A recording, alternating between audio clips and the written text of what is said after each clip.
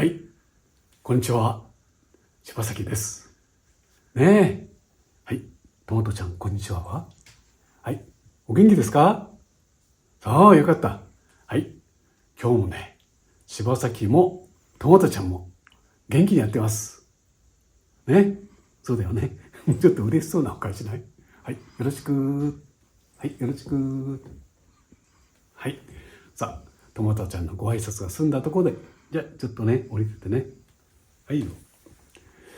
さて、今回はね、あなたの絵をお直しするコーナーです。さあ、楽しみだな。どんな絵がね、寄せられたのかね。では、早速見てみたいと思います。ではね、早速見てみましょうね。はい。ね、魚の絵ですね。この絵をね、描いてくださったのは、ちょっとメモ見ますね。あきらさん、56歳です。ね、日本の方ですね。桜と菜の花が見える風景ということです。もうその通りですね。素晴らしい。では、この桜と菜の花のね、風景、どこがいいかですね。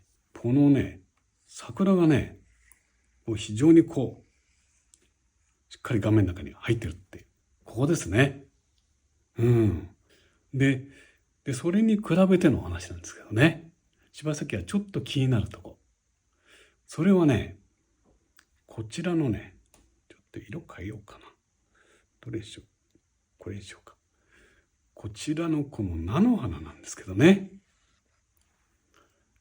これも結構頑張ってるのね。大きいっていうかね。だから、これをね、もう少しね、小さく描いたらどうかなという提案ですね。あともう一つ。地平線なんですけどね。ここら辺にあるらしいんですけども、ちょっと画面を上下ね、二等分してる感じがするし、ちょっと桜の木とも関係も窮屈かなと思うので、できればですね、これを少し下の方に下げたらどうだろうという提案をしたいと思います。では早速ね、そのいいとこと提案の部分を含めて絵を描いてみたいと思います。さあ、じゃあ描いてみますね。まずね、肝心なのは、地平線を決めることですね。これ少し下に下げるんでしたね。この辺にしようかな。そしてこれが決まると、いろいろ載せることができます。まずは、遠くの山と、もう少し近くの山。こんな感じかな。ここに菜の花。そしてここら辺から木の幹が立ち上がっているんだな。で、こっちの方に枝ぶりだ。桜の花はね、画面から切るようにしてね、描くといいんですよね。そうすると余計大きくなります。こう描いてきて、枝ぶり上手だな。これを見ると、桜並木になってるよね。こうしてだんだんもうこれ遠くへね。あとですね、ここの空間なんですけど、花が出てきてるからね、もうちょっとね、こっち、手前の方にある花も柴崎描きたいんですけど、これちょっと提案なんだけどね。はい。で、菜の花にちょっと重なるようにしてもいいかな。うん。こんな感じかな。はい。人がこれにいるのね。さあ、では、これで塗ってみようと思います。今日多分これね、ソメイヨシノかと思うんですよね。だから、そんな色を作ります。はい。よいしょと、パレットでですね。はい。柴崎のソメイヨシノの描き方ですね。お水を持ってきて、ジョンブリアンです。ね。これ。それとね、ローズマダー少しですね。基本的にはこの色とこの色です。こんな色。ね。そしてですね、ちょっと暗いとこをやるときは、このクリムソンですね。こんな感じかな。うん。日陰のとこはですね、こっちのコンポゼブルなんかをこう混ぜたりもします。主にこのくらいです。ね。では、やってみたいと思います。はい。これね、よくピンクで使われてるんだけど、そういう桜もあるんですけども、ソメイヨシノはあんまりピンクにしない方がいいかなと思います。で、こう塗るんですね。で、こう塗りながらですね、これ一つコツがありまして、やっぱり春爛漫ね、明るい光ということで、太陽が上から来た感じにね、表現したいと思います。そうするとね、桜がこうとっても立体感を持ってね、見えるんですよ。そのためにね、この上から光来たとこね、この辺紙の白をなんとなく残した方がいいと思います。なんとなくですね。こうやって塗ると。はい。ここに今柴崎提案で近くにある桜を描こうと思ってますので、これも立体的に描くために上の方できるだけ紙の白を残す配慮をします。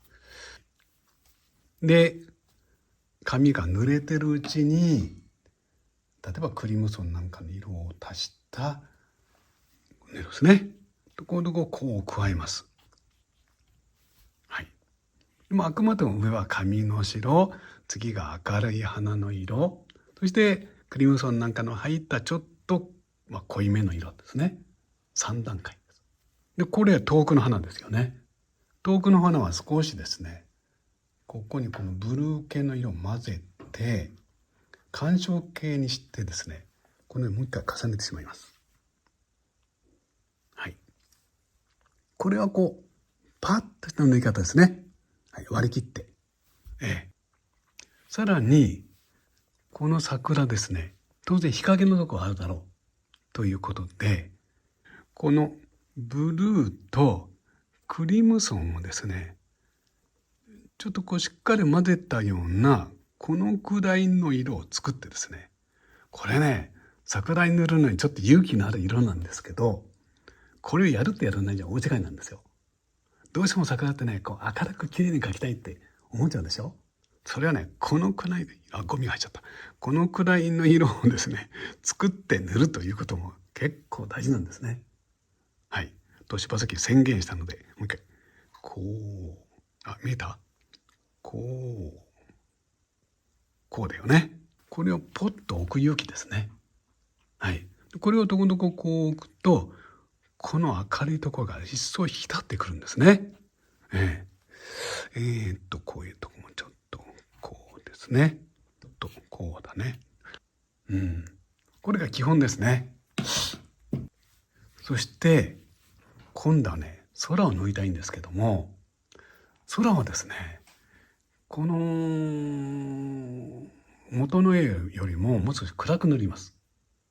なぜかというと、そうしないとですね、明るいソメイヨシノがね、引き立たないんですね。はい。では、色作ります。ここに桜色がありますよね。ここにブルーを加えます。ただブルーじゃなくてね、こうすることで、この桜の花と空がね、一体感が出るんですね。今日はいいこと話してますね。それで、これでこう塗ります。塗りながら、ここのね、紙の白になってる。つまりは、太陽の光が当たってね、輝いた桜の花の形を描き起こすようにします。こうやって。もちろん、この桜の花をこう描き起こす。ほら、見えたでしょこれって桜の花がね。同時に、桜の花は、この穴が開いてね、向こうの空が見えたりしますので、どこどこ、ちょっとこう少しですね、この空の具合もどこどこ塗ってもいいんですね。はい。そうしながら、こうしてね、素早いタッチで書き起こしていきます。で、ここになんか遠くに雲がありそうだよね。じゃあ、ここ白残しましょうか。ちょっと雲がありそうなので、ちょっとこう白残して、こうかな。で、ここのとこは、ね、このくらいかな。ジョンブリアなんかちょっと加えてもいいかな。ちょっとぐらいね。このぐらいかしら。こうにじませて。はい。どうでしょう。今空が濡れた状態なので、ここで遠くの山を描くとですね、滲むと思います。はい、春霞ですね。少しサイドに低い色にして、こうですね。こうピャッと塗ります。ほら、ここ滲んでいくんですよ。ね。こんな感じかな。そうしたら今度はちょっと近くの山ですね。で、この元絵はですね、ちょっとね、近くの山といっても細かく描きすぎです。それから、ね、緑が鮮やかすぎる。緑こんな色に塗ってんのかな。もうちょっとこんな、ビリちゃん、こんな色塗ってかな。この緑だとこのままだと鮮やかすぎるんですよね。これこう塗るとですね。だからこれにこのクリムソンのようなこんな赤を少し加えます。からブルーを少し加えます。こうするとぐっと鮮やかさが落ちますので、これでね、こう塗るんですよ。ほら、色全然違うでしょ。こうね、これで円形の山を塗るんですが、ここでね、この木の一本一本これいりません。いらんだけど、わって塗っちゃいます。で、ここに菜の花だよね。このくらいかな。あんまりいじりすぎないよね。で、これを塗って、もうちょっと暗いところも作ろうか。こう塗って、ここの桜の花を描き起こします。よいしょっと。こんな感じかな。あと、この地面ですね。地面なかなかいいと思います。アンバー系の色に塗ってるんですよね。はい。いいと思いますね。はい。もうさっぱり描いちゃいましょうね。ここはですね。あと、ここの菜の花の茎かな、葉っぱかな、草かな、こんな色だね。あんまり緑しない方がいいですね。こんな色でですね、こうやってこうにじませてですね、こんなんで本当に絶対細かく描かないようにします。なんだって桜が命ですからね。これで、主なものが描けたということで、ちょっと幹と枝を一回引いていきましょうね。バントアンバー、ウルトラマリンとかですね。これですね。こんな感触かな。こうですね。なんかこう書いてあるんだ。こう書いて、ここだから枝分かれしてですね。いろいろ枝はあると思います。でもこう明るいとこには書かないですね。はい。明るいとこは飛ばします。こっちの先端の方にも枝が伸びてくるんですけども、明るいところにあんまり見せないようにします。枝をずっと説明しないってことも大事かと思いますね。で、その色を薄めて、遠くの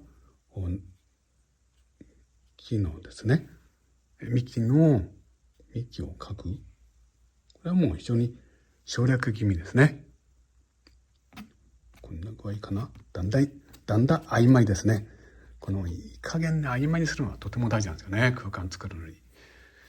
さあ、そうしたら幹ができましたので、この幹にさらに影をつけます。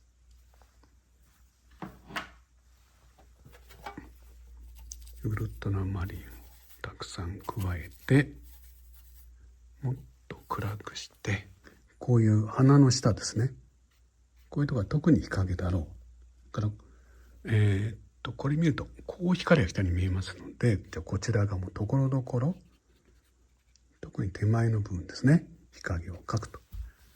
で、こう幹ができましたので、今度はこのね、影が地面に起こったように、元絵も描いてありますので、それを描きましょう。さっきの色にブルーを加えてですね、はい、まずこうですね、これと接するようにして、この花が大きいので、その花がそれなりにこう日陰を作るだろうっていう、想像ですね。この日陰の描き方で絵がずっとね、雰囲気変わりますのでね、やってみてくださいね。これで一応主なものを描いたんですね。で描きましたので、もう一度この桜の存在感を見ています。で、今こう見ると、この枝が圧倒的に目立ってますよね。これをこの空間の中に押し込んでしまいます。はい。もう一度先ほど作った桜の色を用意して、結構暗い色でしたよね。はい。これをさらに重ねて、ところどころこの枝にこう触ってですね、枝がこの空間の中でこう溶けたりはっきり見えたり、そんな具合を作って、最初からこの微妙な変化は出せないので、こうやって暗い色をこうもう一回重ねながら合わせて、こう溶かしたり、はっきり残したり、変化つけると良いと思います。さあ、どうだろう。少しあとお化粧して終わりですね。最初のジョン・ブリアンとローズマターで、はい。ちょっとお化粧してあげて、特にどこら辺が一番こう輝いたように見せるか、あるいはどこを一番近くのように見せるかですね。それをこう決めてあげます。こうして、これが近くですので、これが一番輝いて見えるように設定していきます。ここですよってね、言ってあげましょう。ここら辺です。ね。立体感と奥と手前。はい。それから明るい光が当たった輝いてる桜の花びらの存在感ですね。ちょっと人が来ますね。ここに人がいるんですよね。まああんまりこれね、人物が描くときあんまり克明に描かない方がいいんですよね。はい。ということでね、出来上がりです。はい。はい。ねえ。今回は桜の絵でしたね。面白かった？あ、よかった。ねえ、あなたもぜひ、参考にしてね、描いてみてください。このコーナーではね、あなたの作品をお待ちしてます。応募先はこの作品のね、概要欄にありますので、そちらからお願いしますね。さあ、次回はどんなあなたの絵がね、柴崎の元に来るのか、またまた待ち遠しい気持ちです。はい。さあ、今回もね、長い時間、最後まで見てくれて本当にありがとう。またすぐにね、お会いしましょう。はい。どうぞお元気でね。はい。どうもありがとう。はい。